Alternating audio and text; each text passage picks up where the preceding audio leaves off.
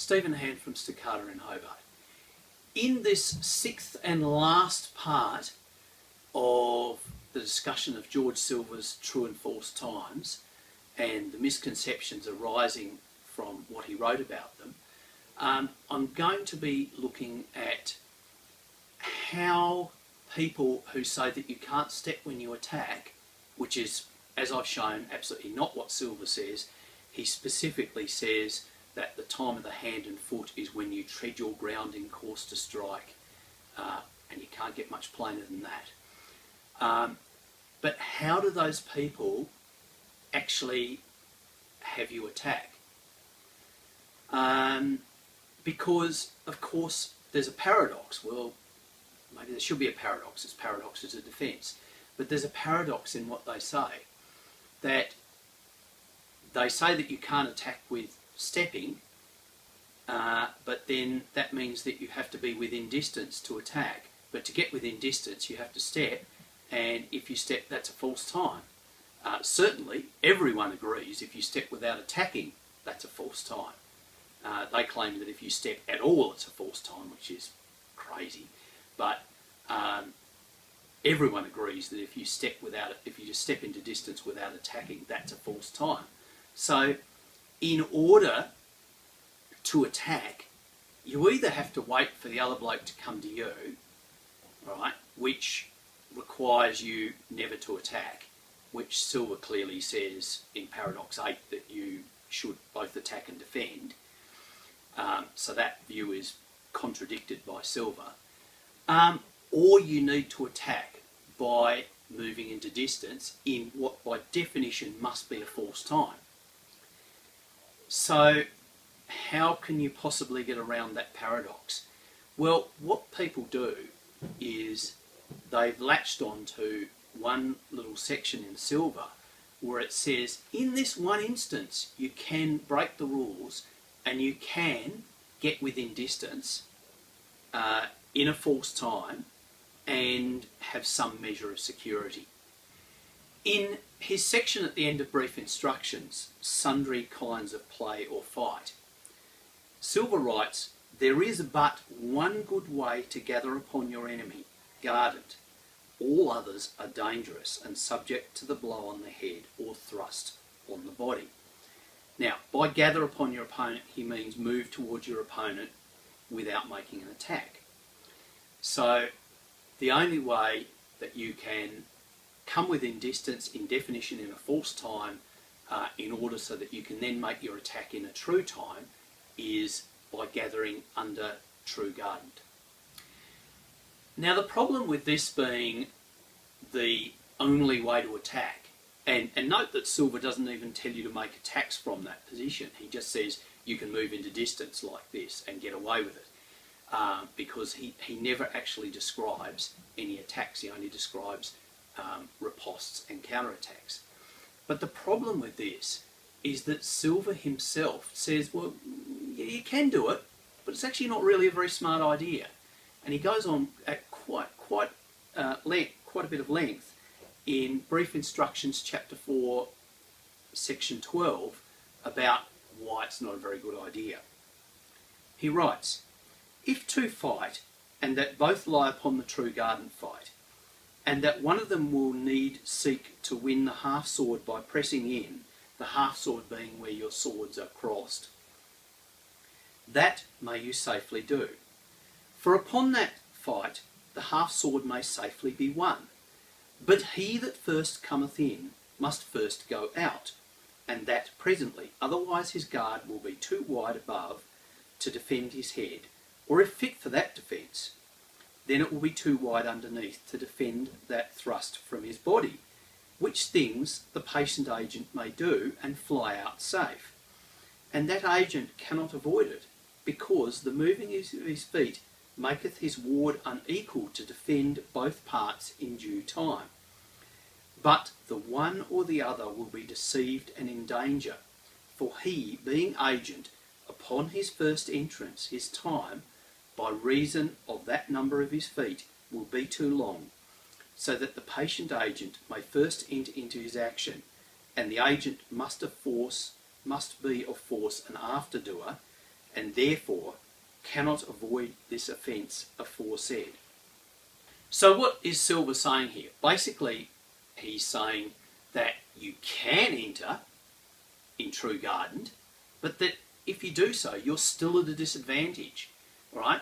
You're at a disadvantage. You're not at quite as much of a disadvantage as if you just walk in saying, "Here, please hit me," but you're still at a disadvantage that because you're not creating a threat that the other person has to deal with, they're basically going to get first go at you as you come in. And therefore, in essence, he's saying you can do it, but you shouldn't. Now, what I'm going to show you here is if I enter in True Garden and my opponent is in open fight,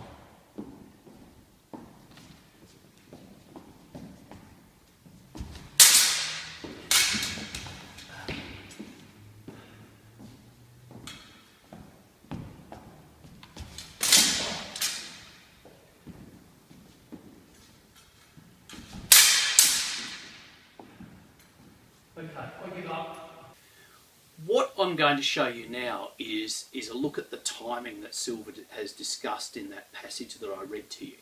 So we're going to both be in True Garden in this sequence, and in the first section I'm going to come into distance in True Garden, and my opponent is going to counterattack me as soon as I come within distance in that false time.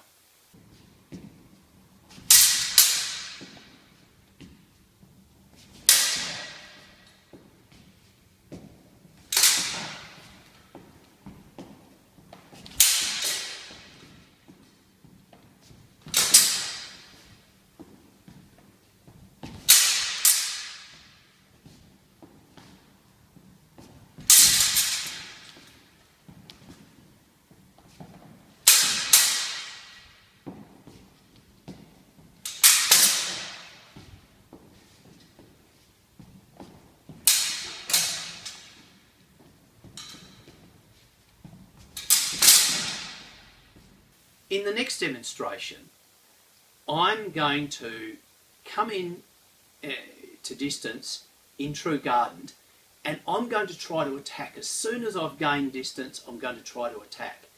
And let's see whether I'm able to do that.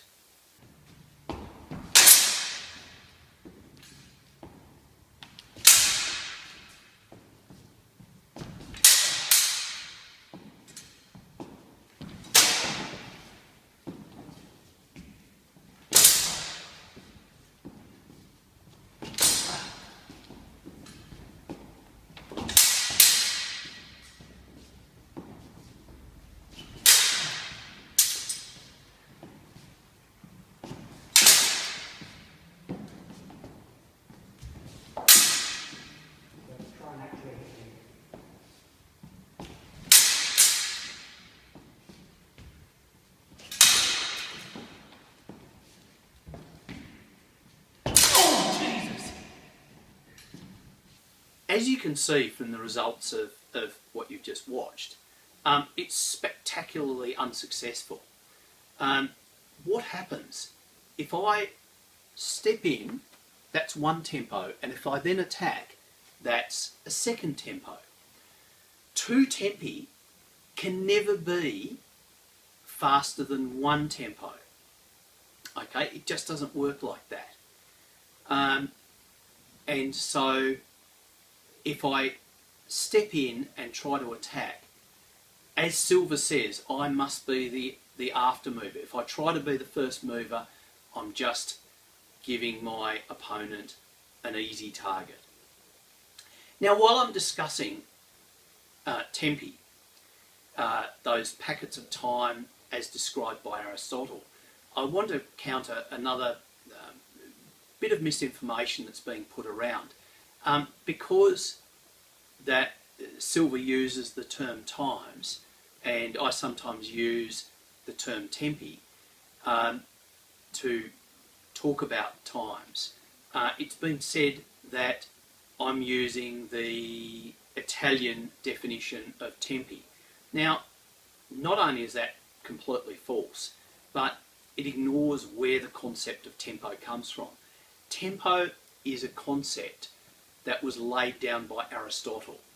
And the idea that if I'm talking about it, I must have got it from the Italians, is it ignores the fact that in the 16th century, when Silva was writing into the early 17th century, any educated European could get a copy, who had enough money, could get a copy of Aristotle and read it for themselves and read Aristotle's Physics, the chapters on time, and understand what he was saying. Silva's definition of times is significantly different to the Italians. All right? And what I've been discussing is what Silva says, not what the Italians say, not what the Spanish say, not what anyone else says, because Silva holds up without any reference to any external source. There's no need for what my friend Greg Mealy has called frog DNA to fill in the gaps, because there are no gaps. Okay? There never has been. I can't recall a single time looking at Silva where I've had the need to fill in a gap with something from another system, because it's all there in Silva. Okay, so I just want to bang that misconception on the head. Everything you've seen in this video and the preceding ones is out of Silva. Alright? Silva stands up by himself. So, in conclusion, what have we learned in this series of videos? The first video showed us what a true time is, and Silva defines a true time as where the hand precedes the body and feet in a movement. So the hand goes forward before, in front of, preceding the body and feet. Conversely, a false time is where the foot goes before, in front of or preceding. Remember what before means in Elizabethan English. It doesn't mean before in terms of time, it means before in terms of place. Now that can come to the same thing, but specifically it's talking about before in terms of position. So a false time is when the foot goes forward in front of the hand. Alright? And we've looked at why Silva says, what Silva's saying when he says that in false times, in false fight, the speed of the hand is tied to the speed of the foot, because you lose freedom. When you move the foot first, you lose freedom in attack. Okay? You don't lose that freedom when you move the hand first. Okay? You may be moving the hand slowly so that it'll arrive at the same time as the slower foot, but you can speed it up, you can change direction. It has not lost its freedom, as Silva explains, is the case with a false time. What we looked at in the third video was the idea that this one line that people fixate on, that seems at first glance to maybe be suggesting that Silva's saying if you step, it's a false time, and showing that if you interpret it that way, you contradict not only the rest of Silva's teachings, but the very next thing that Silva says. The very next thing, where he specifically says that if you step as you're attacking, it's a true time, as long as the hand precedes the foot. Okay? That second line can't really be interpreted any other way. The first line, if we read it properly grammatically, it means that if we step and follow that step with an attack, it's a false time, which is what Silver was saying. In the fourth video, we looked at Silver's first true time, the time of the hand, where we can attack without moving the body or feet, and how this is a really powerful time, and how Silver really emphasises it. And I agree 100% with that.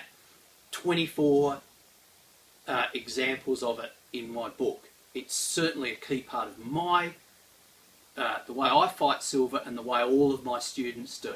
Incredibly powerful techniques, but not the be-all and end-all of Silver's system.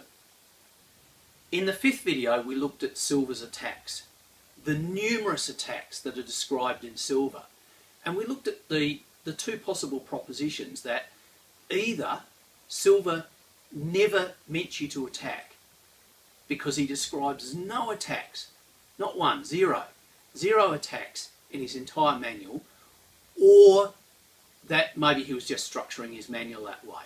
And we looked at Paradox 8, where Silver specifically said that you should attack in true fight. So obviously, those people saying that he didn't intend you to do any attacks are not correct. And finally, in this video, we've looked at advancing under guard and fight, which Silver says is the only safe way that you can gather into distance, the only safe way you can walk into distance without being behind the safety of an attacking blade, and how it doesn't allow you to attack. Silver specifically says it doesn't allow you to attack. It gives the defender an advantage. He explicitly says that, and he says you can do it, but you really don't want to. It's really not a very smart thing to do. So, hopefully what you've got out of this is that Silver's system it's explicitly described. I really don't conceive how you could not get it from what he's saying. If you want to attack in a true time, you've got to lead with the hand, lead with the threat, lead with the only defence you have, create a threat and get your defence out there before you bring your vulnerable target within distance. Right? If you want to get hit, lead with the foot, lead with the body, get the vulnerable target out there before the thing that can defend it and the thing that's going to make the other guy think about, well, maybe I should be doing something about that attack.